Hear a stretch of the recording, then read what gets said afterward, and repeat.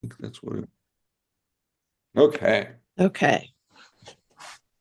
Here we I go. So it's back. All right. Excellent. Anybody I have any questions or issues from last week before we move forward? Yeah, I do. Okay. I'm still trying to understand what the heck epistemology is. Okay. Um, so uh, epistemology is just fancy Latin word for how we know things. Okay. And the debate philosophically has to do with how much of what we know can we derive from reason, and how much of what we know do we derive from our experiences. Okay. And so, historically, metaphysics, as the understanding of what is reality, what is really real, is tied very much to this question of what do we know, because, of course, how reality really is going to impact how you could know it. So the idealist in metaphysics, right, believes there is a kind of a plane of reality or some dimension of reality that's not material. Yeah. And so for the idealist, there must be some kind of epistemology that can get at that non-material reality. You mean a way to know that? Yeah. Okay. Traditionally, they're gonna say reason. Uh-huh. And The metaphysics would physicists would say that. the idealist. The Yeah, ideal. remember, philosophy is using metaphysics in a new is a neutral term Okay. in that way. There are idealists in who versions of metaphysics, and then there are materialist versions of metaphysics.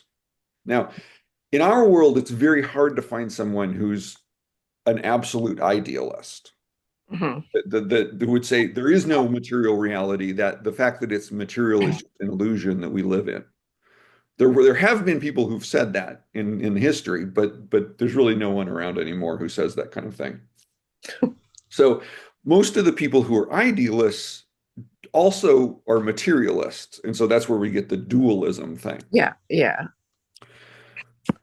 Okay, so the materialist view of epistemology, of knowledge, is that all of the knowledge has to come from experience. And so whatever reason is doing, it's doing by acting on experience, by using experience. Yeah. So that there's no pure reason Hmm.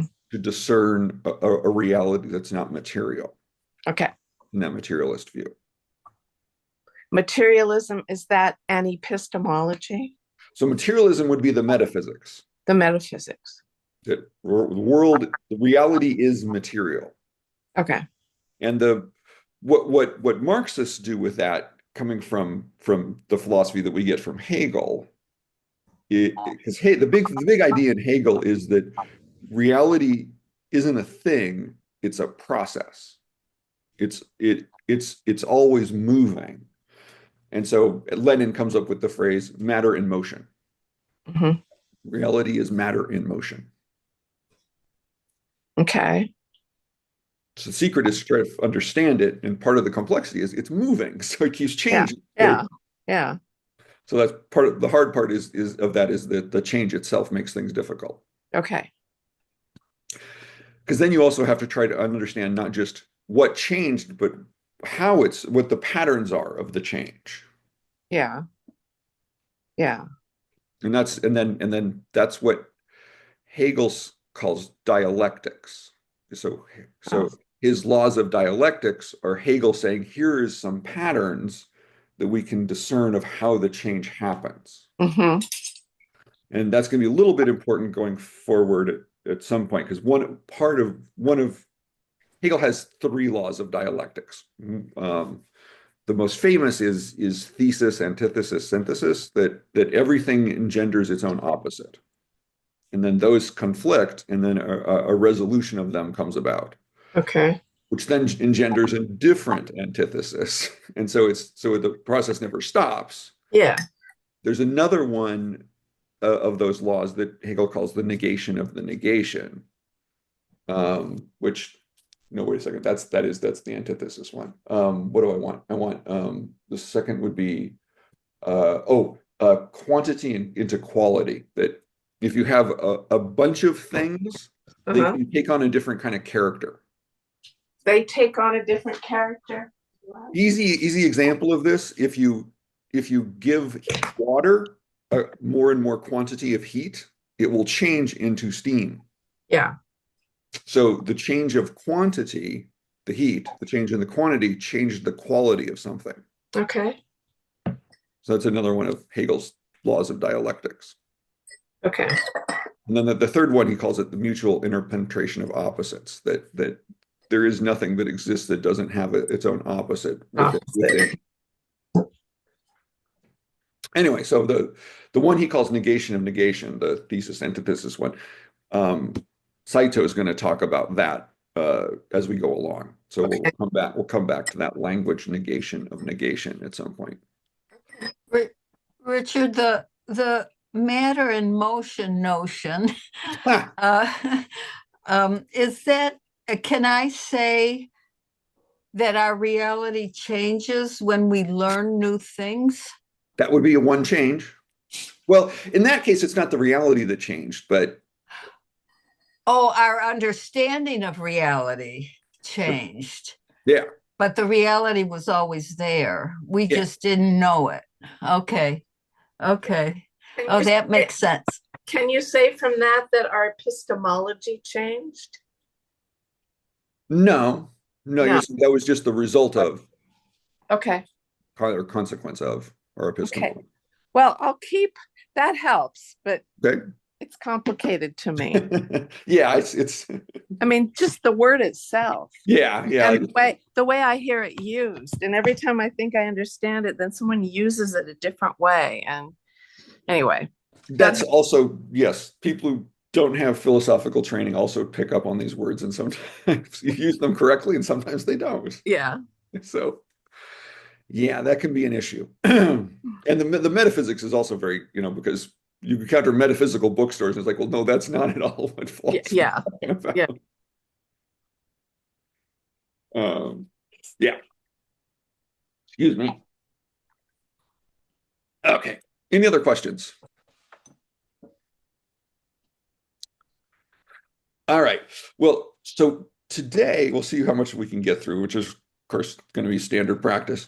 I found a short piece that's sort of produced, like someone was going to make this 15-minute little mini documentary. Here's what Sato's trying to say. And then I have a longer one with that's like another like a half-hour one that's him introducing it with a little more detail. So we'll try those should circle around some of the same ideas, but hopefully the second one will have a little more detail in it than the first one. But I think it'll be a good start with this introductory one I found. Just got to bring that up here.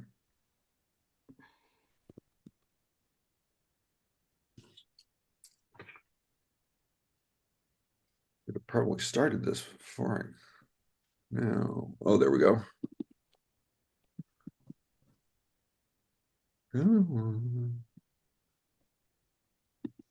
Oh, it's only 12 minutes.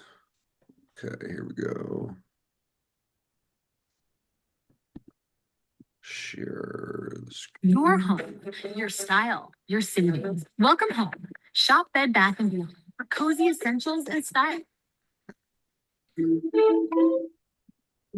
Oh, whoops. Oh, nuts. Were you all hearing the volume? You heard music there? Okay. Where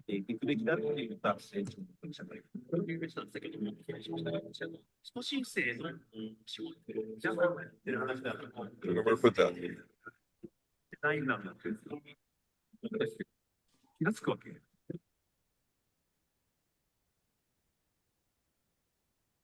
End of history refers to the question of whether evolution, finally culminates in a certain kind of civilization that, in a certain sense, would be the last civilization that mankind will achieve, because in a certain sense, it's the right one, it's the one that fits human nature in an appropriate way. Okay, that was Francis Fukuyama. He was famous in the early 90s for this phrase, the end of history, where he's arguing with the collapse of the Soviet Union, the triumph of capitalism, that we've reached the end of history, that's um, all that we need is capitalism to keep going. And Saito's going to have issues with that. Francis Fukuyama's declaration of the end of history after the collapse of the USSR is approaching a totally unexpected dead end today, namely the end of human history. In fact, the triumph of neoliberal globalization only accelerated the rapid increase in environmental impacts upon it. Okay. I think there are going to be lots of terms and that we're going to have to go through. Neoliberalism. Okay. Liberal is a philosophy that says people should make their own decisions, which contrasts with conservative, which the conservative view is generally that social decisions will be better made by some authority or some tradition or or some agreed upon power. So in economics, that liberalism means that the government shouldn't be involved in economic things. So that's where free markets come from, and the whole idea of libertarianism, that okay, going to have the government not do anything that manages economic activity. But that means also things like minimum wages and safety standards and pollution standards and all kinds of things that limit the behavior of corporations as they seek profits. So those original liberal ideas go to the late 1700s and the early 1800s with the Enlightenment. In social things, liberal also means the government should not be involved, but social things are things like the role of women in society, gay rights, race relations, abortion rights. Those are social policies, and we use the same language of liberal and conservative to talk about them. But the economic liberal is generally tends to be a social conservative, where the social liberal tends to be an economic conservative. And that pattern holds so well that we've gotten used to in the culture of just talking about liberal and conservative and lumping the economic liberal and the social conservative together and calling that conservative. And then the economic conservative who wants the government to be involved in the economy, wants government regulations, that's the economic conservative, and the social liberal, lump them together and call that liberal. And just for sake of ultimate sort of clarity, and some of you have heard me explain this before, there's then another dimension to how we do politics that's called left and right. And left and right, at least properly, in an organized sense, means how is power distributed? And the right wants concentrated power. So a king, a dictator, feudal lords, that power is concentrated. The left wants diffuse power, so democracy. So by definition, right-wing politics is dictatorship, left-wing politics is democracy. It also tends to be the case that the social liberal and economic conservative is also more interested in more democracy, so they also tend to be leftist. The people who want concentrated power tend to be the same people who want that concentrated power to determine social questions, but they don't want it to determine economic questions. And so the economic liberal, social conservative also tends to be right wing in their politics. So sometimes then we just lump them together. We'll call all of that right wing, and lump that all together as one thing that we'll call right wing. And the same thing on the left. We'll lump that all together. That left is economic conservative and social liberal and left politics, power politics. Richard, Hmm? do you why why would anyone want a dictator? What is that? Why would anyone want a king? I mean, what's the thinking behind that? Is it power and money? Well, no, the well, it's definitely a big question, and there are certainly people who try to figure it out. One I think very compelling answer came out of the end of World War II with the book Eric Fromm wrote called Escape from Freedom, Uh-huh. in which he argues that people need structure. And so if they feel like the structures around them aren't working, they will tend to want to reinforce them even more. And so if people feel insecure, the idea of having a dictator makes them feel more secure because at least somebody's in charge. Rather than strengthening the structure. Well, no, by strengthening the structure, you give the dictator power. But So you have more structure. You may not like that. You may not like what the dictator's doing. I mean, yeah, it's sort of like the way Trump people would talk, right? They don't yeah. necessarily like all of his decisions, but they like the idea that somebody's making decisions. But like in forming groups, Yeah. if you have a leader, if you want it to be a leaderless group, then you have to have some kind of structure in place that takes the place of the leader. Right. Well, yeah, yeah. You'd have need agreed upon rules. Yeah. Right. And that, why not just strengthen those? Why go running into the arms of some horrible person? Well, I think presumably because what people are experiencing is the rules have stopped working for them. Okay. Yeah. So they don't just want to strengthen the system because that's not working. They want somebody to take power over the system Okay. and therefore have control over it. Okay. So that's a certain mindset. That's a certain a way that some people think. It's why ordinary working people, poor people would vote for a dictator. Mhm. Now, why rich people might want a dictator might be is completely different because there Yeah. are economic motives. But if you ask why, how could someone like Trump or someone like Hitler get votes? Yeah. That's generally going to be the explanation. Is they're offering a sense of stability even if they don't bring it. Yeah. Okay. Usually Yeah. bring more chaos, Yes. as we're seeing. Yeah, so Richard, it is strange how people behave that way. Yeah.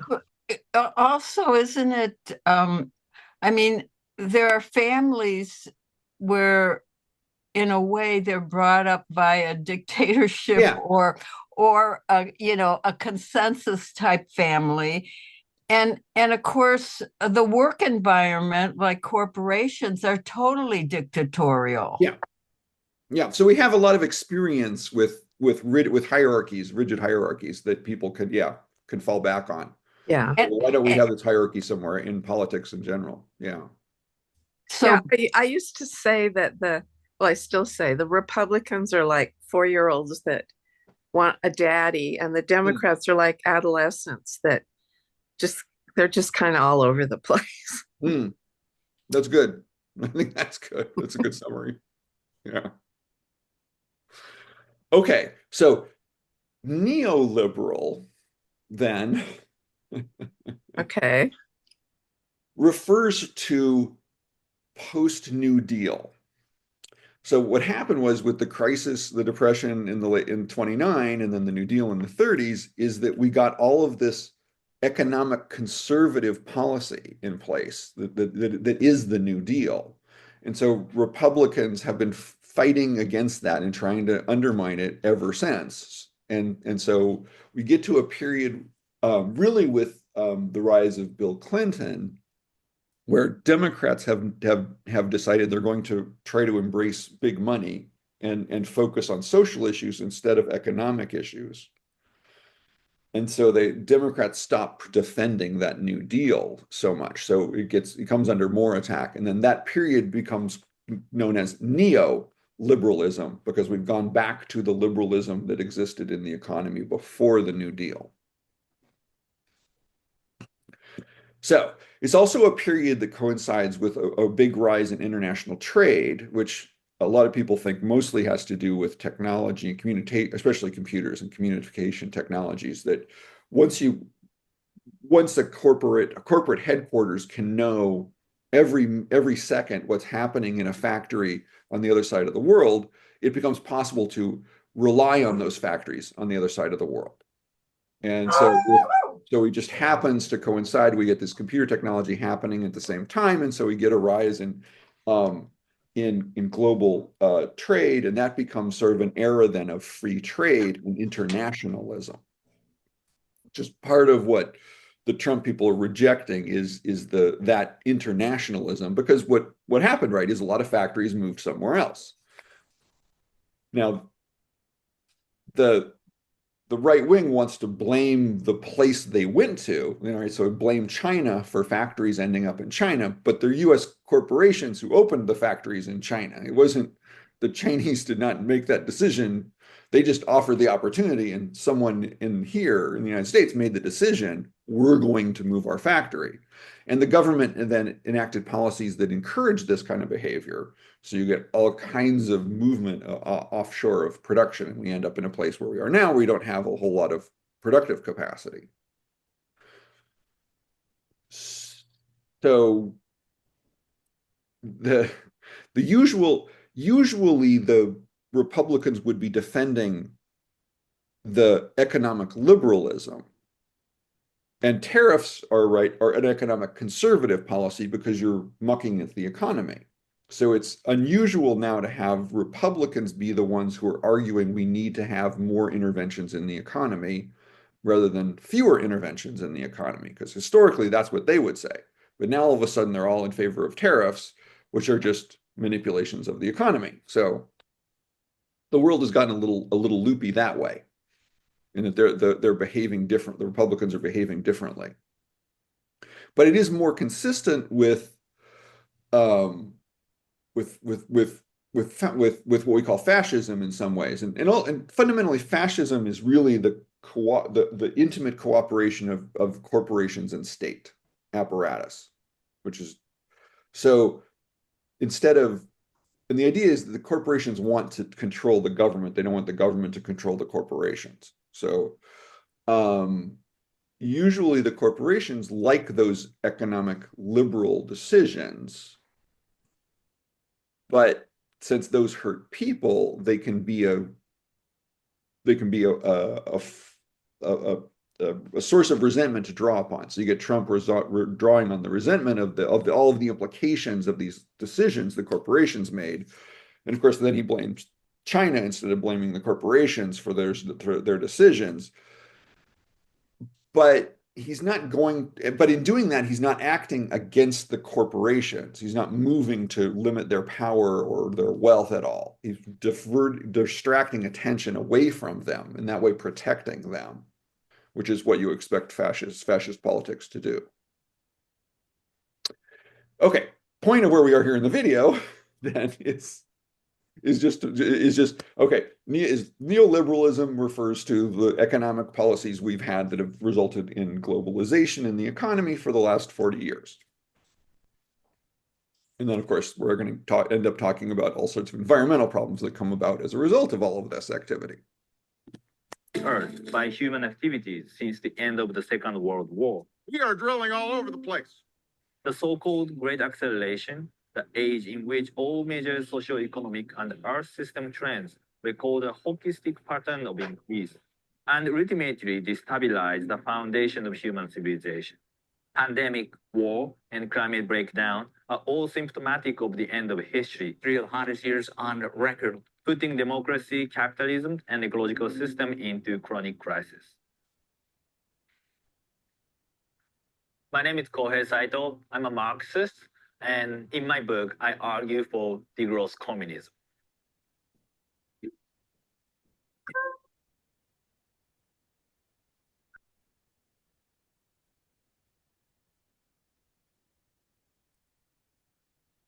Okay. Here, just for fun, I have to point out, oh, look over my shoulder. It's the same picture on my back wall back there. The picture of Marx. It's this picture. Have you seen his tomb or his No, headstone? I have. No, I haven't been to London. Yeah, I've seen it. No. It's enormous. It's as big as a house. Highgate Cemetery. Highgate Cemetery. Yep, Highgate Cemetery. If you all know Mike Lee, there's a wonderful scene in one of his movies where they picnic on Marx's grave. So many people read Capital as a book that demonstrates the exploitation of the working class and also demonstrates the necessity of crisis and revolution. That sounds very deterministic. Capitalism is determined to collapse one day because of the revolution. But my reading is totally different. Okay, so the determinism actually is kind of an important point. And what he's getting at is that people have liked to read Marx in that way. That Marx is saying, here's how history goes. One stage, another stage, another stage, another stage, another stage. But it's fundamental to the whole idea of dialectics that it's going to be different than you expect because it's more complicated than you probably realized when you first started looking at it. So as a good philosopher, Marx is very aware that that's really simplistic, that's not at all what he means to say. But unfortunately, as his ideas got popularized, that comes to be how people were reading it and thinking about it, is that, oh, this is all just there's this rigid pattern and history is going to follow this pattern and that's what's going to happen. And it's just much more complicated than that. So part of what Saito is going to be arguing is that the reason people read Marx that way is partly because Engels was encouraging people to read Marx that way. And Engels lived 10 years longer than Marx. So there's this period of time where Engels was really in charge of putting together and disseminating the later works of Marx. And so Engels can put his own interpretation on them. Which just makes sense in one way, that if he's trying to explain it, the obvious recourse is to try to explain what he thinks Marx meant. So he tried to explain what he thinks Marx meant. But he ended up emphasizing this pattern in history, which is the thing about historical materialism we talked about last time. But it's just important to know that even though Saito is going to emphasize some nuances that come especially in Marx's later thinking and what he found in notebooks that Marx left behind late in his life, philosophically that was sort of always there in the background, that Marx is not the kind of person who has meant us to see this as a determined system. It's always going to be chaotic, and the pattern is a general pattern, but it ebbs and flows in ways that it's complicated, so you don't always know which way it's going to go. Did that deterministic view also get enlarged because of the Russia of Russia turning supposed communist? Well, in a way, that's disruptive of the idea, because Russia didn't develop its capitalist economy first. Yeah, so it wasn't following the pattern. And that becomes a debate inside Marxism, is that, well, wait a second. If the pattern is supposed to be you go from feudalism to capitalism to socialism to communism, the Russians seem to go from feudalism to socialism. So they're skipping here this capitalist stage. And Saito's going to argue in his later life, Marx actually started to see that was actually a live possibility, where early in his life he might have been thinking, no, it really does need something about it needs the development of capitalism internally to make this happen, which is, I mean, the basic idea there is that development is painful, no matter how it happens. people have to work a lot so that their descendants are benefiting from all of the accumulation of the labor they were doing. And that comes in the form of steel mills and coal mines and making big farms and sort of producing all of the stuff that becomes the industrial world. And Marx's earlier work is saying, well, that all of that suffering that happened then has a way of paying off for descendants because they can live in a world that has the stuff, but they don't have to keep making it anymore because it's already been made. You have the infrastructure that's been developed to produce all of these things. So we have the wealth, the society is wealthy enough that now people can work much less and start to pursue much more rewarding lives. And the issue is, how do we get from where we are to that idea of a better society? Now, so does every country have to have a process in which their own industrial development takes place, and they're going to rely on that nationally in order to have their own form of socialism? Like, or is there a way that the development of the whole global capitalist economy does that work, and it doesn't have to happen in every country? Which is sort of what Lenin's taking advantage of is, okay, once we understand the goal, we can move towards it. And the fact that the world has achieved all of this development is sufficient for that to happen. So Saito's going to argue in the end that he thinks Marx actually came to be thinking that himself by at least the late 1870s, early 1880s.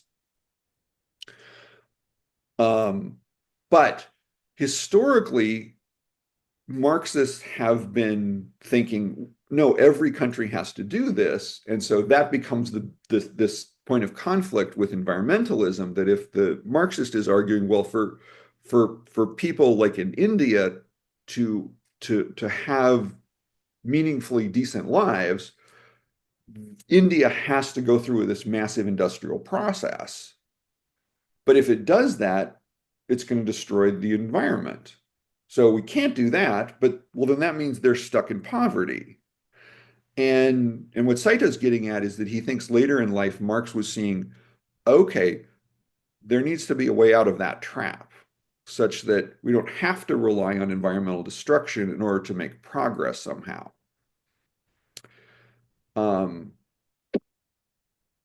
The Chinese seem to be doing kind of a hybrid of this, where, okay, they need the capitalist development to relieve poverty, but they're not going to let the capitalist class be in charge of that. So the state's going to manage the process. And then that becomes socialism with Chinese characteristics. It's really China saying, okay, we'll let half of our economy be capitalist, but we're going to keep an eye on those people, right? And occasionally, if the capitalists get too out of line, they'll even arrest them and put them in jail. But they're keeping half of the economy as directly state enterprises, so they don't have a profit motive. They can behave more freely, and it's much easier for the government to keep control of that economic development if it is directly, kind of state controlled.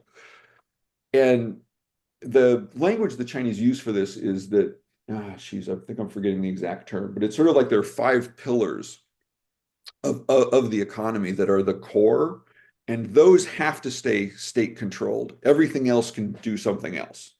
So the railways, the banks, maybe it's healthcare. There's got to be one other. The other 5, I'm forgetting now. But anyway, so in how they've planned it, they've said, okay, there are some industries that are strategic. We're going to keep those state controlled. Others are not. Those can be private, and that way we can benefit from the private capitalist development, but not be threatened by the cycles of unevenness that come with capitalism, the recession crisis cycle that capitalism has, because the state sector will be more constant. Okay, that's this little foreshadowing of where we're going. Argue that Capital should be read as a book about metabolism between humans and nature.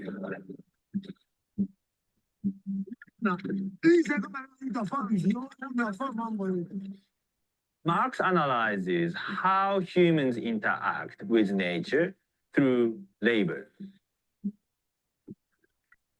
Humans work upon nature and use various kinds of resources and energy, and then consume them, and then make waste and so on. Without interacting with nature, humans cannot live.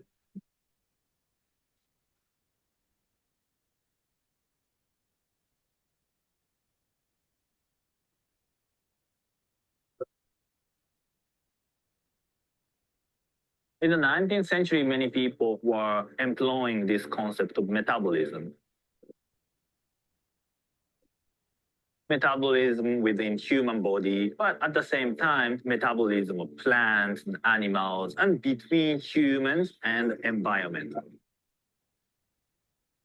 Marx was inspired by that active discussion around him, and he incorporated this concept of metabolism, in German Stoffwechsel, into his economic analysis, because the movement of money and commodities looks like the movement of various nutrition within the body. And he analyzes how this trans-historical necessity is radically transformed by capitalist logical production.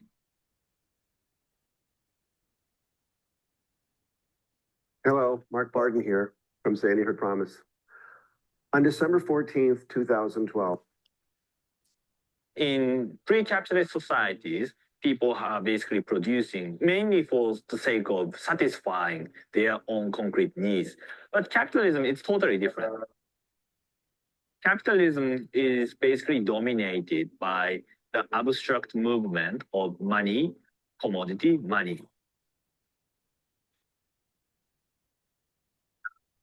And this process of increasing capital is infinite, endless. So when the entire complicated process of metabolism is organized based on one single aspect of human labor, this thing becomes distorted.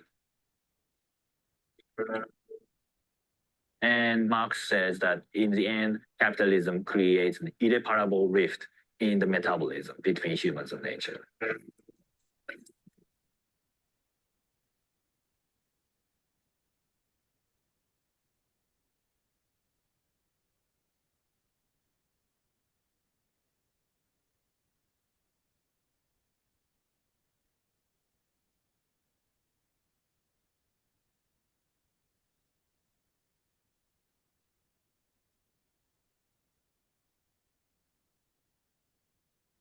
One example that Marx provides in Capital is the problem of soil exhaustion. So we talked about this last time. Inspired by the famous German chemist Justus von Liebig. He basically demonstrated that the soil nutrition is finite and is conditioned by the slow process of weathering. So soil nutrition becomes available only very slowly. Modern agriculture is driven by the logic of profit. The farmers try to get as much products possible from the land. Farmers do not return what they have attained from the soil. That creates the tendency of the soil exhaustion over the long run. Capitalism tends to accelerate. They want to invest, and then after producing the commodity, they want to sell as soon as possible so that they can reinvest. And this can accelerate many times, especially with the introduction of new infrastructures and the new machines and so on. Social metabolism expands more and more, and it becomes faster, and it uses more energy and resources. But natural metabolism, the process of recovering original resources, takes time. This cannot be twice as fast, 3 times as fast, like capitalist cycle.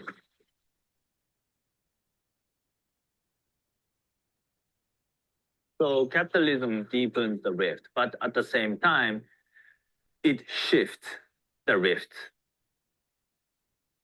The problem of soil exhaustion, for example. Okay.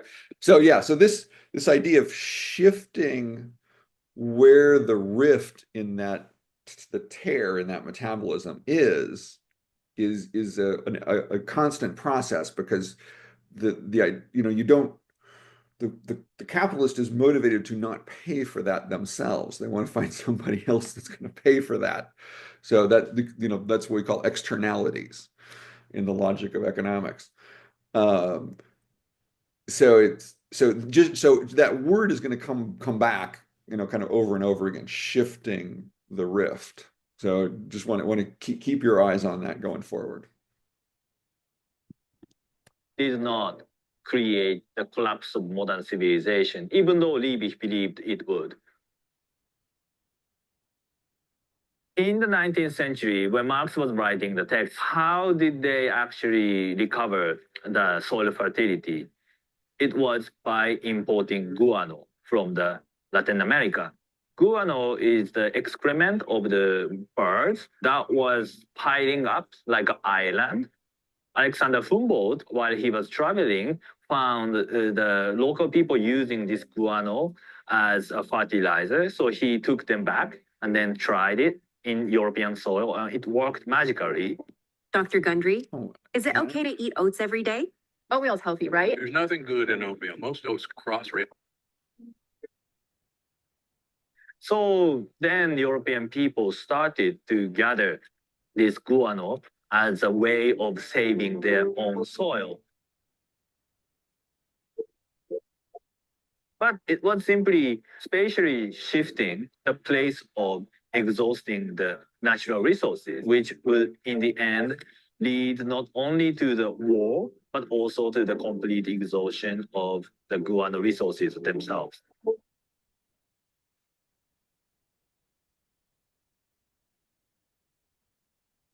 Capitalism, when we look back the history, seems very elastic and it has always come up with new innovations. But this shift presupposes always the existence of externality. In fact, the development of the Western capitalism is fundamentally dependent on the unequal exchange of resources, energies, and labor power from the global South. It's about externalizing the real cost to somewhere else, to someone else. Capital Now, is a here, there's another important kind of debate that he's just touched on that's worth my illuminating a little, because I want you to also be aware of it going forward. The capitalist world that we know, right, is we call it the global north. And we have, those of us living in this system have benefited from the fact that the externalities have been shifted so much onto the global south, and especially in the form of labor, like the slave labor that built the early American economy in the 1800s, that it would have taken many decades for the South to figure out how to become a center of growing cotton if they had to figure out how to do it without slaves. It required a lot of labor. As all of this development requires a lot of labor. That's the whole point. Development requires someone to do some work, to do the work. Well, the capitalist system, because it develops in the northern half of the globe, in Europe especially, takes advantage of the rest of the world for those externalities, and then it can develop.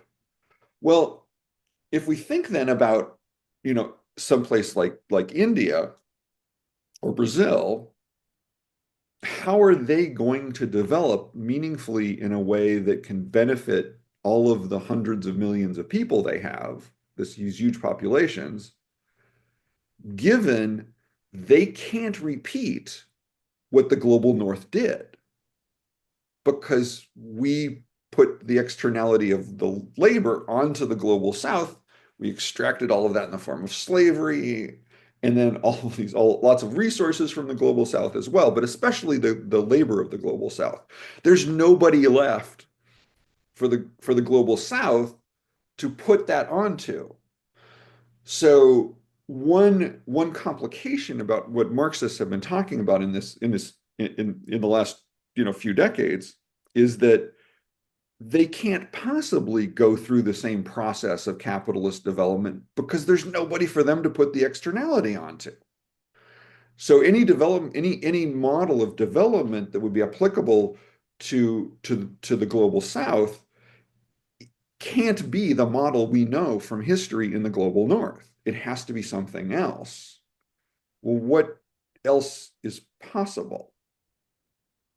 And that's where China steps in and says, well, what if we in one country do both at the same time? And so China puts a lot of burden on its own workforce, especially for a time, and then with the eye of as they move forward, they will demand less and less and reward them more and more.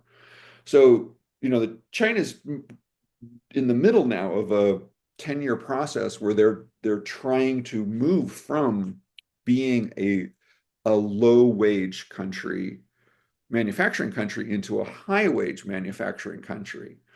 And they're wanting to shift a lot of all of their factory production into these more complicated forms that can be more high wage labor. The labor is adding more, and so it can be rewarded more compared to the simple labor of like sewing clothes. If you're making cars, you're doing something that is a lot more rewarding than if you're sewing clothes, like in Bangladesh.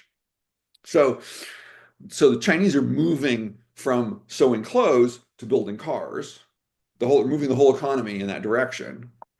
But it's their response to this problem. There is no global south for them to take advantage of. They have to figure out a different way of doing it.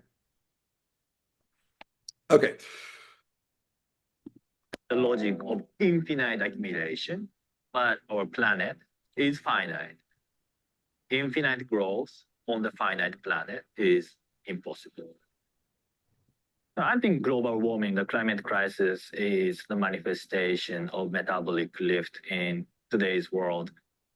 We're hitting the limit. Not for the capital, maybe, because capital could find a new frontier in the outer space. But humans limit. Right. So this is why they're so excited about why these billionaires are so excited about space, is they need somewhere else, something else that's going to be an additive to the system that's going to help solve the problem of that metabolic rift that we're in the middle of. And since we can't grow infinitely on a finite planet, that means you need another planet. So it's entirely the logic of capitalism that's driving billionaires to be interested in space. That's Richard, isn't India and Brazil taking advantage of their own people by having that underclass, sort of?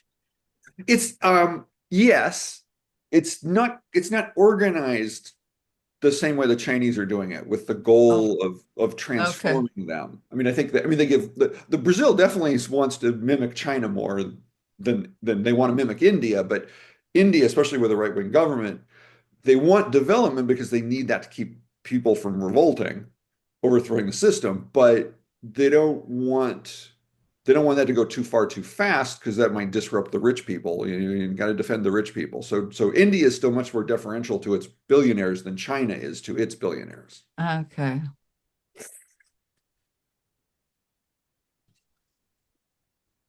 Biophysical limits of the Earth system is already discernible. It's almost there. July was the warmest month on record.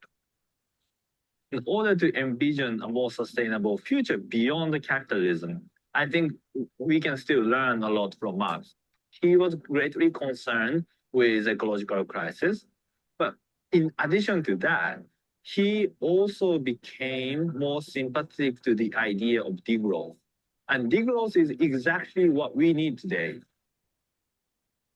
Traditionally, Marx was often read as a thinker who proved the inevitability of the collapse of capitalism. But in my book, I argue that Marx totally abandoned that idea of historical progress based on technological innovations, which means that if we don't consciously choose to establish a new society, capitalism will continue to dominate and even continue until it destroys the whole planet. Wildfires broke out on Maui. They burned so uncontrollably that some people had to swim to the sea to survive. In Libya, up to 20,000 people have been killed by Sunday's catastrophic floods amidst unprecedented rainfall.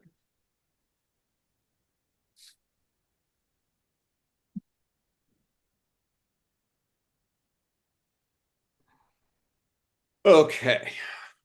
So that's that first one. What do you think?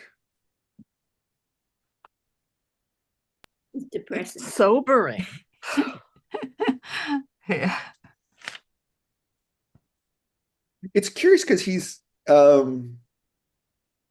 wants to be optimistic in that we can do this. It's not impossible. It's not physically impossible that we do this. It's politically difficult.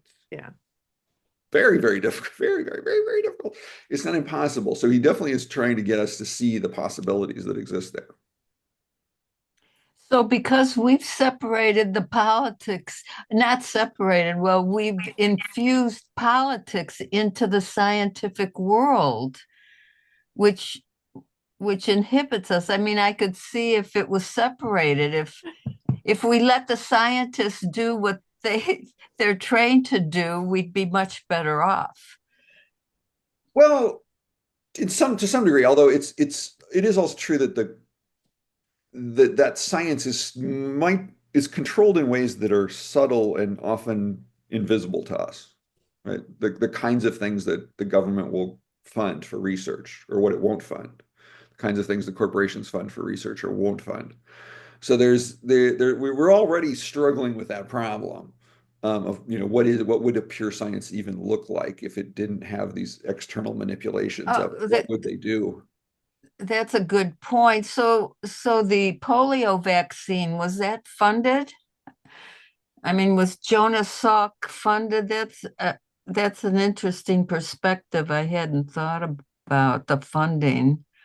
I think he was, I don't know for sure, but I would have guessed he was working for a hospital at the time. So I mean, he was working for someone.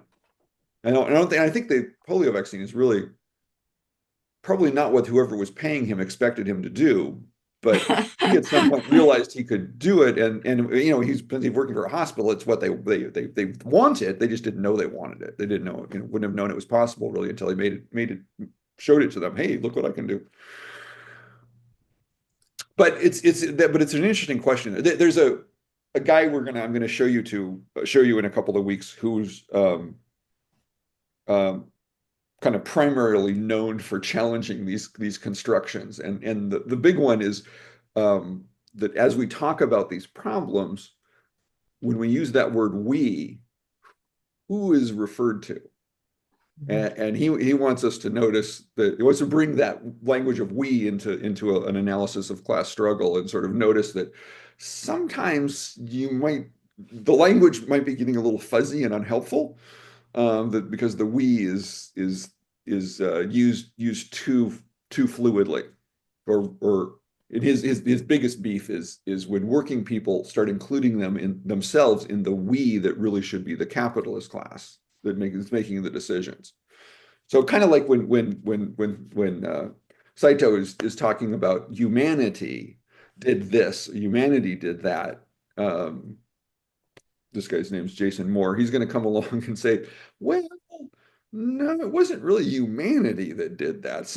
There were decisions made, but it wasn't the vast majority of people making those decisions. A very small number of people made these big decisions that left us all in this state. So who is we in this equation? But I'm going to not be as tight about my language until we get to that, just for the sake of ease and conversation. Anything else? Okay, I don't think we'll have time to get through the whole of the next one, but we can definitely get it started. Get into a little bit more detail. Let our mold remover gel do the hard work. This incredible product eliminates stubborn mold and mildew in seconds without any scrubbing. Wow, Take that's a very good any idea. moldy surface, apply the gel directly, and watch the mold literally dissolve before your eyes. Its patented nano.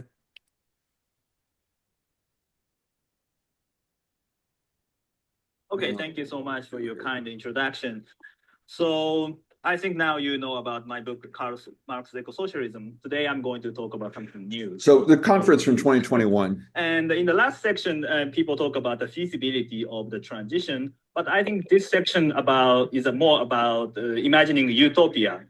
Because I think one of the main importance of the humanities today in the Anthropocene is about, regaining new kinds of utopia or imaginary, because the capitalism became so obvious fact to us. But I think within the capitalism, we cannot really solve this problem of climate crisis. That's why we also need to imagine a much more radical, different kind of future today. And also this is... So remember, Margaret Thatcher was made famous the phrase, there is no alternative. She's talking about socialism and capitalism. There is no alternative. We're all going to be capitalists. And so this is what he's getting at is that that kind of political propaganda is working on the level of our imaginations and what we think is possible. And we're very unlikely to do things that we don't think are possible. Right. We might not achieve what we think is possible, but we're definitely not going to achieve it if we don't think it's possible. So there's an important place in political struggles for the imagination of the future, what is possible, and especially to fight against that idea there is no alternative. So that's what he's getting at here. My love call to degrowth people, because I think based on my new reading of Marx, some Marxists treated degrowth people very badly, but I'm more very friendly and supportive of the view of degrowth. So this is what I'm going to. Oh, now here, degrowth, he's referring to the global north. So when he uses that kind of phrase, and that's sort of part of that argument about development and the importance of development, and it's conflicting with economic or ecological constraints, is that he's saying that rich countries need to lead the way by showing a different way of living and adopting a degrowth model, which will allow the global south to still make up some of that development it needs to lessen its poverty and bring people more into a middle class, sort of decent lifestyle where they can be a little more self-determining. So degrowth, very important idea, but he's not meaning it globally. To talk about today, I'm gonna share my PowerPoint.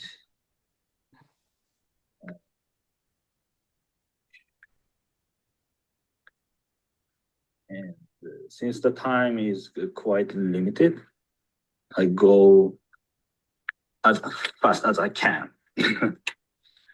So today I'm going to talk about climate crisis and ecological revolution, and I deal with three different kinds of imaginative future vision, and I criticize two, and I defend the last one, the eco-socialism, basically.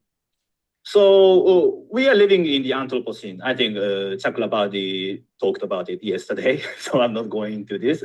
But the situation looks like the end of the future, as Bill McKibben argued. But this end of nature didn't realize any human domination over nature. Rather, what we are witnessing today is increasing uncontrollability of nature. And some people talk about actually the return of nature, the extinction of species, desertification, super hurricane, soil erosion. These are problems that humans cannot really adequately solve.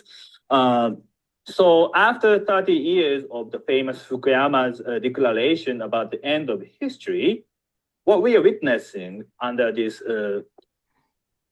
celebration of global neoliberal capitalism is end of human civilization. So the whole point is we need much more radical vision, much more radical theoretical framework, because I'm not going to talk about how fast we need to reduce the carbon dioxide, because everyone knows about this. But the whole point is that it seems very unlikely that we can attain zero carbon emission by 2050 with this current pace of economic growth. So that's why people are talking about system change, not climate change everywhere. But the point is, or the question is, what kind of system change do we want? That's I'm going to talk about. One is, of course, green capitalism. People talk about Green New Deal everywhere, and I characterize Green New Deal as climate Keynesianism. I'm not free rejecting green. Right. So Keynesianism from John Maynard Keynes. Keynes is the guy who figured out, oh, when capitalism has a crisis, the government should get involved in managing that and doing things to try and help out. So all those New Deal programs are Keynesian economic interventions in the economy. So here he's just talking about using Keynesian tech strategies, but aimed at solving climate problems as opposed to solving economic problems. Green New Deal as such, but I'm basically criticizing here climate Keynesianism, the kind of Green New Deal suggested by those supporters of the green capitalism. In this context, the pandemic is a very interesting case. Pandemic marks Must-Come helps seamlessly and efficiently transfer your artists, albums, playlists, and tracks. The end of the neoliberal austerity and the beginning of the new age of the fiscal stimulus. It's very surprising that even politicians and the big corporations are welcoming the government spending increase, and I think these people are talking about austerity for such a long time, but now they're talking about green investment a lot, because this is a kind of welcome situation for many corporations. It opens up the new opportunities for huge investment to revive the real economy stagnating in the last 20 years. But now they can even get the support from the government. And this is also the end of the financial capitalism. So pandemic creates a situation. This is characterized by two ends: the end of neoliberal austerity and the end of financial capitalism. So they're going to, using this Green New Deal policy, invest in solar panel, electric vehicles, and whatsoever. That they really need to rebuild the entire social infrastructure. So we are witnessing the opening up of new ways of investing in the real economy. So they expect, or they hope, that this economic growth through the greening of the entire economy offer the possibility to attain the broad consensus, not just among the elites, but also from the lower and the middle class in the global north, creating new jobs, booming with the economy, rising wages and rising demand, etc. But this is nothing but the formation of the new kind of the imperial Lebensweise, the imperial ways of living in the age of climate crisis, as Marx Thyssen and Ulrich Blunt once discussed the imperial Lebensweise after World War II. But this is a new stage in the climate crisis. And what he's referring to there is some terminology that's used to talk about those externalities and how those externalities were being imposed. It's imperial living room. The empire wants living room, so room to live in. So it's taking advantage of the global south. But that's all of that means here. It will only lead to the ecological imperialism, I assume, not just because of the myth of decoupling that Callis and Hickel convincingly demonstrated. We are not witnessing any absolute decoupling in the current growing system of economy. Yeah, I'm not an economist, so sometimes I have the layman's sort of understanding of some of these ideas. But the decoupling, I think, has to do with decoupling how capitalist finances work with capitalist production works. And but there's something complicated in there about how those things don't tie together or stop tying together so well. But I'm not my field. But also the problem is that green capitalism is not fast enough to tackle climate crisis, especially because short-term profit is not compatible with long-term universal metabolism of nature. But also the problem is that Green New Deal basically strengthened the ecological imperialism and unequal exchange of labor, resources, and environmental damage. This is very characteristic to imperial Lebensweise. So there, think about, we ship computer waste to someplace like India or Bangladesh, and then poor people try to strip out the valuable minerals that are left in those computers, but the process of doing it is very, very arduous and toxic.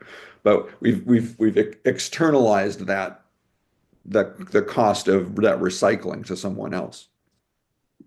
Reducing CO2 in the global north by building solar panels or electric vehicles or whatsoever is realized only through much more intensive and extensive robbery of nature in the global south. And this tendency is already becoming apparent in the last few months in the rising price of lithium, cobalt, and nickel, and the other kinds of rare earth. Is the prices going up because all the countries are now expecting the huge demand in the future. The things that we need to make the solar panels, that stuff is somewhere else, but you got to get the stuff somewhere in order to bring it to the factory that's going to make it. So in this ecological imperialism, the capital accumulation can go on, but not free and just sustainable development. So the economic crisis can be postponed successfully, but the ecological crisis becomes only worse and severe, and especially in the global south. So here's the difference between Mudwater and did not have Mushroom as many Coffee. commercials I'm the first Matt, time I watched scientist this. and head of R&D at Mudwater. We need to challenge much more radically the green capitalism. I don't have time because I want to talk about Marx in the second half, so I'm not really arguing in detail. But many people like Carlis and Hickel already demonstrated that this kind of Green New Deal doesn't really work, only works for the global north. So I think in the Anthropocene, even though Chakrabarti doesn't really want to talk about capitalism anymore in the Anthropocene, I'm not sure if he talked about capitalism yesterday, but he doesn't talk about capitalism. But I think if we really want to solve this problem of climate crisis, we need to challenge capitalism. And that's why there's a growing interest in eco-socialism and degrowth, and we are invited today as a speaker, I hope. And I think, so I'm basically defending the position of eco-socialism, but I also want to show that eco-socialism is quite compatible with degrowth. And Marx's vision of eco-socialism is compatible with degrowth too. However, as Zara just talked about in the introduction, Marxism is quite notorious for the Promethean vision of future. Prometheanism is basically about absolute domination of nature through technologies. Okay, he's going to refer to this Prometheanism a lot as the enemy that he's trying to fight with. And that's that old view of Marx that I've been talking about, that the deterministic one is also Promethean in that it's from the myth of Prometheus, but it wants to control nature more and more without recognizing that there are going to be limits to that, and that what he's saying, talking about eco-socialism, is that it wants to give up those Promethean ideas that we're trying to control the environment. Because we should recognizing, number one, we can't. We have to live within it and not just dominate it. So that's really kind of the I guess maybe the best shorthand. Prometheanism means dominating, trying to dominate the environment, not doing it would mean trying to live in balance within it. And the problem is, so what we have with the eco-socialism is not always green. It's rather brown, I would say. And I have been trying to demonstrate that eco-socialism is green, and Marx himself was quite seriously interested in the problem of ecology. But against this, what I have been confronting in the last few years is this defense, the passionate defense of Prometheanism, even among the left. Ray Brassiel famously defended the Prometheanism, and he basically called for the reviving the Promethean idea as the central identity of Marxism. And there's a clear affinity between Marx and eco-modernism, like Breakthrough Institute, etc. And those people basically argue that Anthropocene already signals too much intervention in nature, too much human intervention. So we cannot retreat from this situation. Bruno Latour once famously called it the love your monster, but it's basically about necessity of further human intervention or further control of nature for the sake of the survival of humanity, if not human emancipation. So some Marxists argue for the further usage of nuclear power plants, geoengineering, or negative emission technologies. And they even criticize the degrowth movement as a kind of folk politics.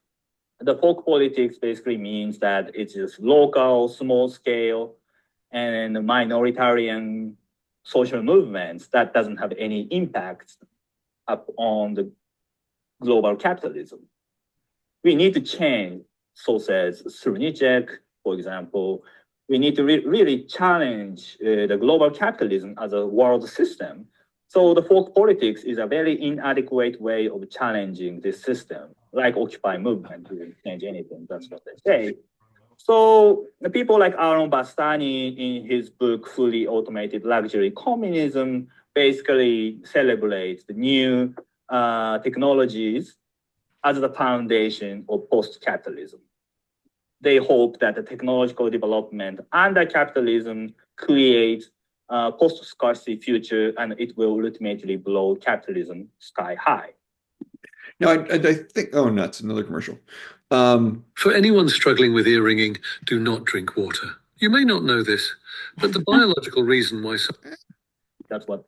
But I think I can't now I've lost track of where I picked this idea up, but there's somebody who is trying to, I think, criticize this guy Bastani, and what they did was reference the TV cartoon The Jetsons. And I don't know if you all remember that. It was a big deal when I was a kid. Maybe it's it happened a little after you all were kids. But the Jetsons is this technological utopian future, and so it's sort of like there's an argument between fans of capitalism who imagine we can have that Jetsons future is this weird libertarian capitalist future. What he's saying is that, well, there's also a bunch of Marxists who, for some reason, think that what that represents is actually a socialist fantasy of a technological future, and or at least we can use the technology in that way to create that kind of future that we all live in the world of the Jetsons.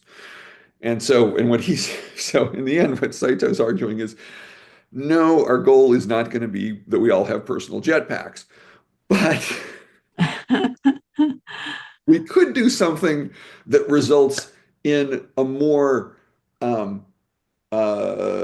human flourishing, the degrowth. We might actually have less, but what we would have is more time for relationships, and we put a lot more emphasis on human relationships and cultivating our own creativity and our own artistic sense and all of that life. We're going to put the degrowth life is not about more stuff. The degrowth life is about more life.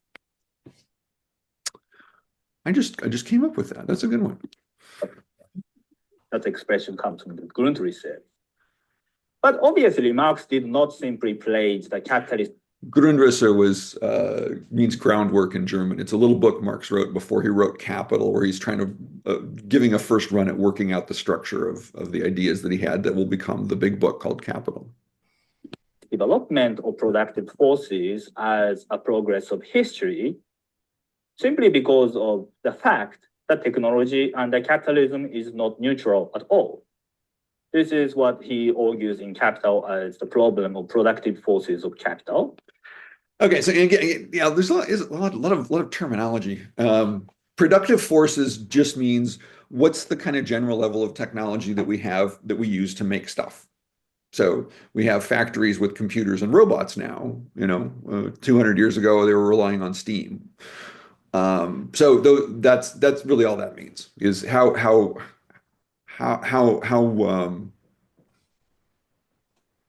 complicated is the technology getting in order to be able to make more stuff? The point is basically that productive forces of capital is about increasing productive forces for the sake of domination over workers and nature. The capitalist development of technologies is not about liberating workers from work.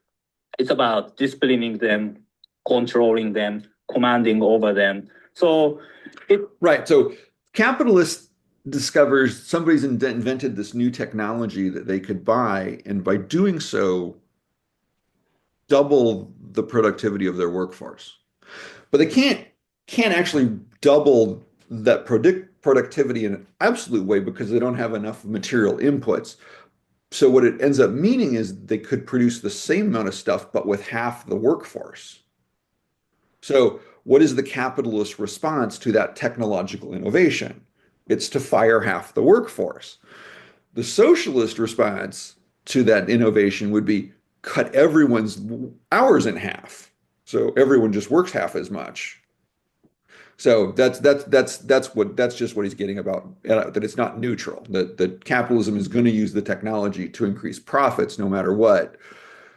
Socialist construction of the same idea would see different opportunities, not just the opportunity to increase profits.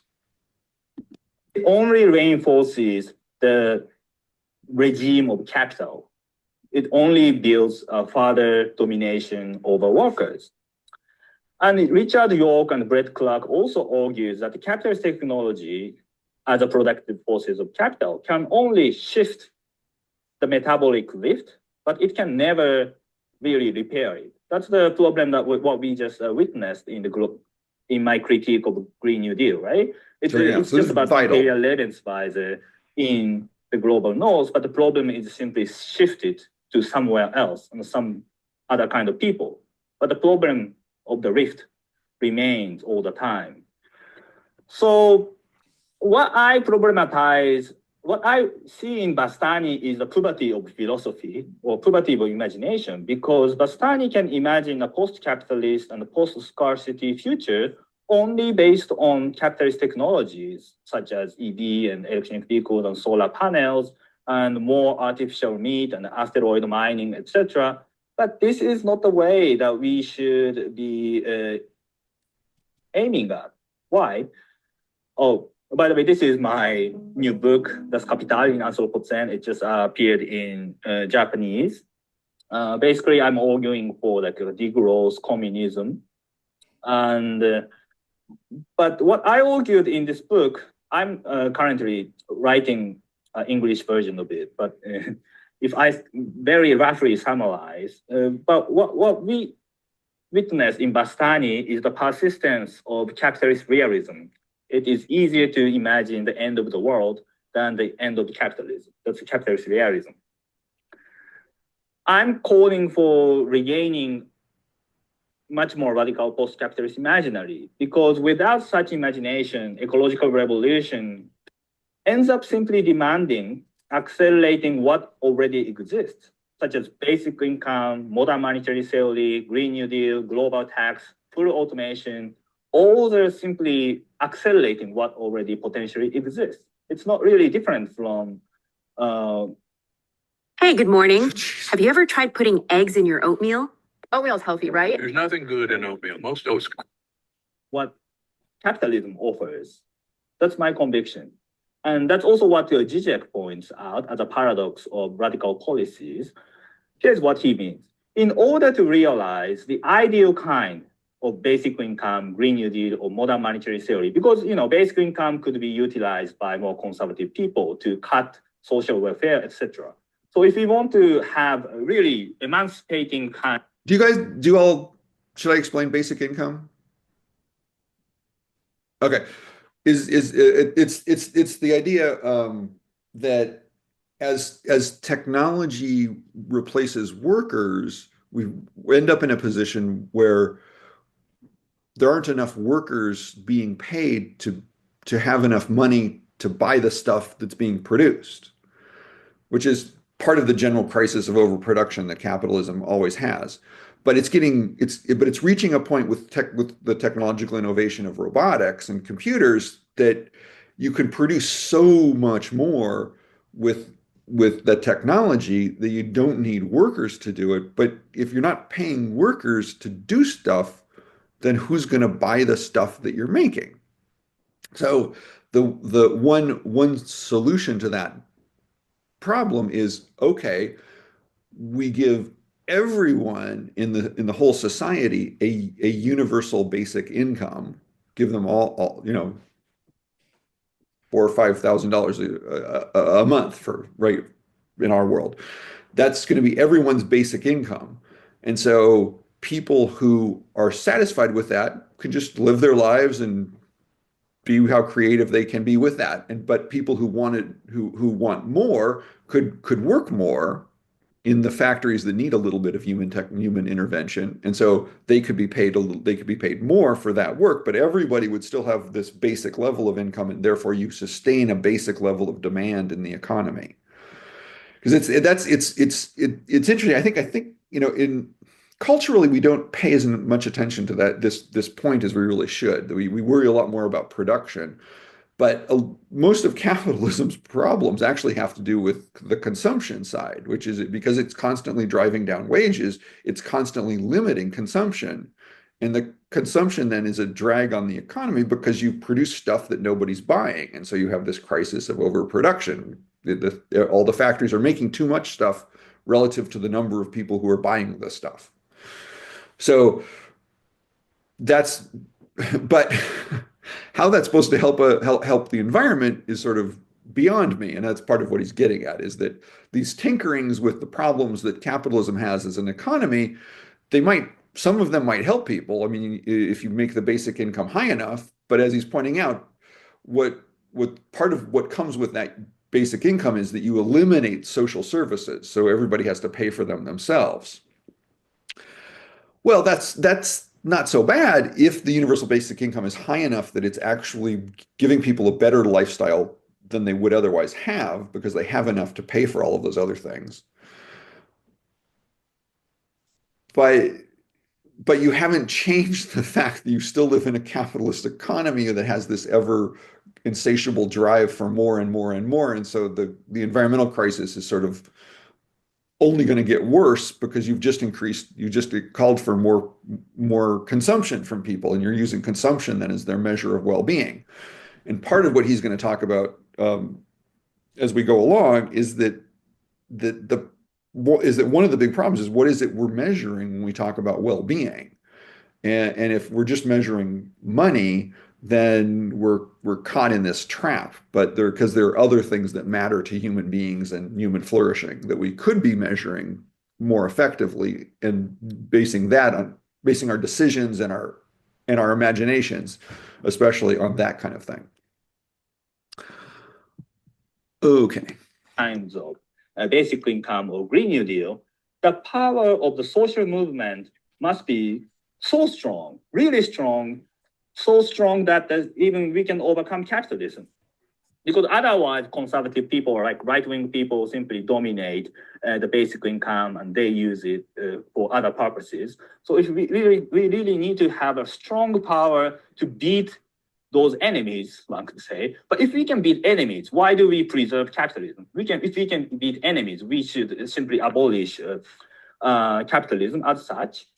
So the main contradiction is that they want to have some radical vision through radical policies like modern monetary theory or basic income whatsoever, but they want to conserve fundamental characteristics of capitalism, such as wage labor, market competition, endless economic growth, etc. So these are not very convincing way of imagining utopia, because utopia can be more characterized by less work, more commons, more creative activities or whatsoever. But this is something that has been seriously marginalized and oppressed under the capitalist model production.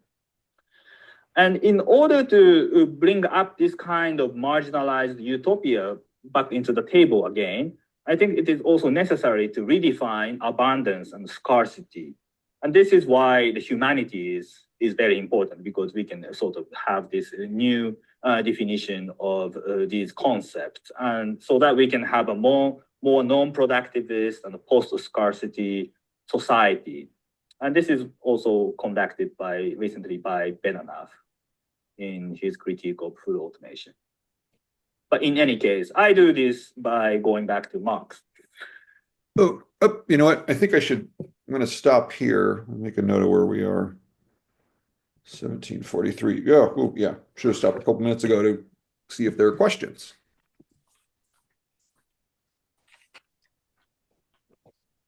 We have, yeah, just a couple minutes left. Any questions from all of this or comments or? It is utopian. I mean, I can see that world myself. Interesting that he said we can imagine the end of the world more than we can imagine the end of capitalism. And in a way, it shows how brainwashed we are. Or maybe not brainwashed, but at least the limits of our imagination, you know. Yeah, I didn't know. That's the perfect example to get at his point about why the primary the thing he can really give the world is an imagination. And I mean, I was inspired by Kennedy as a young person who imagined a better world. I mean, most of his speeches were an imagining of a better world. Mm-hmm. Well, and again, it was in the the 60s are in the air, right? It's the age of decolonialization, so all these little countries are becoming free, and the Soviet Union's providing them a lot of assistance and providing a different kind of model of what life could look like, and so Kennedy is wanting to compete with that, and he wants the U.S. to be in a place where it's offering the vision for countries to go after, but it means he also makes compromises for the sake of that vision too. But you have to have the vision to go somewhere. And I was a very young person, so I was easily inspired by it. Inspired. Well, it is, he's putting in sort of lofty goals, and he just sees those goals as being best attained by a capitalist model. And he's not always saying that, but that's what he's doing. He looks like he's about 12, so I looked it up. But well, he's 38. Oh, Saito. Yeah. Oh, yeah. Yeah, he does look about 12. And he knows all those languages, and he's written all these books. And yeah. He's very impressive. Yeah, he is. Yeah, yeah. It's just very deep thinker. Yeah, I like the way he just tosses off. I'm writing this in English. which is this. Yeah. Well, again, that's actually the book he's referencing. Well, on that note, there's a Hungarian Marxist philosopher who passed away a few years ago, who's been very influential in the circles that Saito runs in, and he wrote this book called Beyond Capital. It's like 1,000 pages long, and I just picked it up trying to see if maybe I could figure out something about what he's talking about, and it occurred to me that what I was reading was really fluid, and the English didn't just it just seemed very elegant. And I thought, well, who translated this? No one. He wrote it in He English. wrote it. Oh my God. Well, I will have more questions next week after I've listened to the recording. It's just a lot to take in. Indeed. Yeah. Yeah. And 1 hour was too short, and an hour and a half is just like almost too long. Well, yeah, I think your energy level. You can't go too long or you don't have the energy to keep up. Yeah. I have found when I've read authors that are non-English authors, perhaps their own language gets infused with that. I find some expression so beautifully written and so creative. And sometimes I think maybe their native language allows them to infuse English with some flourishes. It informs their English a little bit. Yeah, that's a good way to put it. Yeah. Yeah. I just heard yesterday, now I'm forgetting who it was, like a early 20th century American novelist. Geez, who was it? Anyway, but the point of the story was that this guy wrote out the thing he wanted to write in French. And this is an American. And then would translate it into English in order to publish it. Interesting. And I think, and this it sounds like what you guys are talking about is that what he was doing is that by putting it into French, he had access to a different kind of whole different palette of concepts because the way the French works.